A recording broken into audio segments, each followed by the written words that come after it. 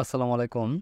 Session ৫ আগের সেশনগুলো থেকে প্রাপ্ত তথ্যগুলো শ্রেণীকরণ। আমরা ইতিমধ্যে তথ্য আদান-প্রদানের ঝুঁকির উপর ২টি কাজ করে ফেলেছি। আমরা একটি জরিপ পরিচালনা করেছি, আবার একজন বিশেষজ্ঞের মতামত নিয়েছি।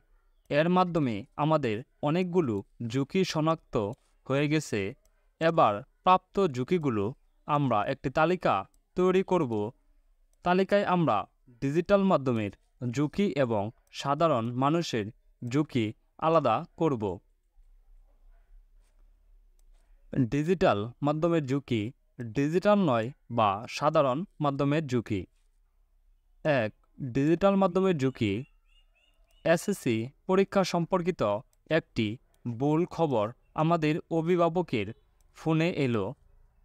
আমি তা যাচাই না করে আমার সব বন্ধুর অভিভাবকের ফোনে পাঠিয়ে দিলাম। ডিজিটাল নয় বা সাধারণ মাধ্যমের ঝুঁকি।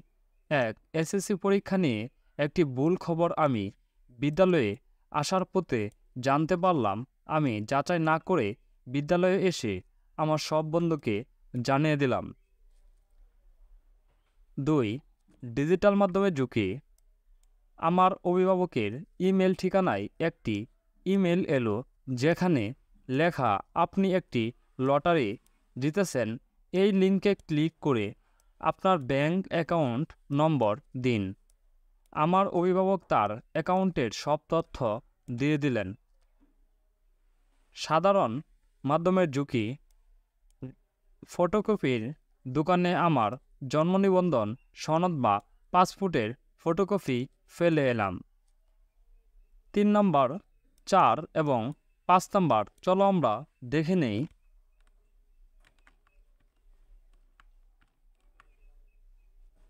৩. ডিজিটাল মাধ্যমের ঝুঁকি।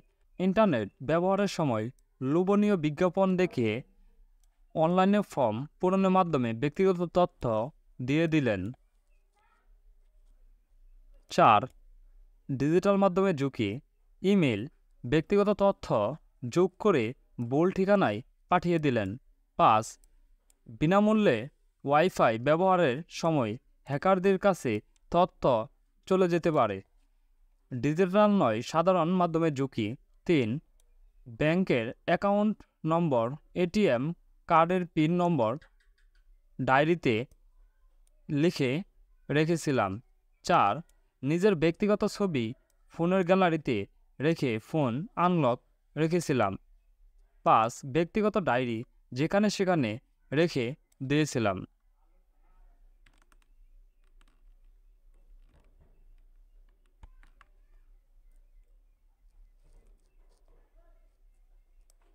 এই তালিকাটি আমাদের ১০ মিনিটে শেষ করতে হবে। তালিকাটি তৈরি হয়ে গেলে একে একে কয়েকজন শ্রেণীকরণ বা ঝুঁকিগুলোর একটি করে ঝুঁকি নিচের ম্যাপের মতো করে বোর্ডে লিখব এবং সবাই নিজের করা তালিকাগুলোর সঙ্গে মিলিয়ে নেব। তথ্য আদান-প্রদানের ঝুঁকি।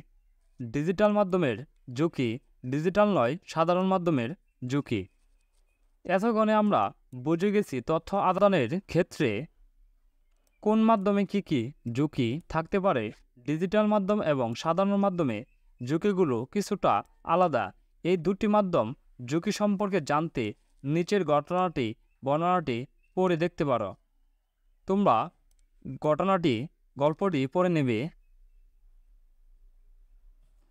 ধন্যবাদ শিক্ষার্থীরা। আমরা আগামী ক্লাসে দেখব সেশন ৬ তালিকায় প্রাপ্ত ঝুঁকিসমূহ দ্বারা আমাদের ব্যক্তিগত গোপনীয়তা লঙ্ঘিত হতে পারে কি না তা শনাক্ত করা।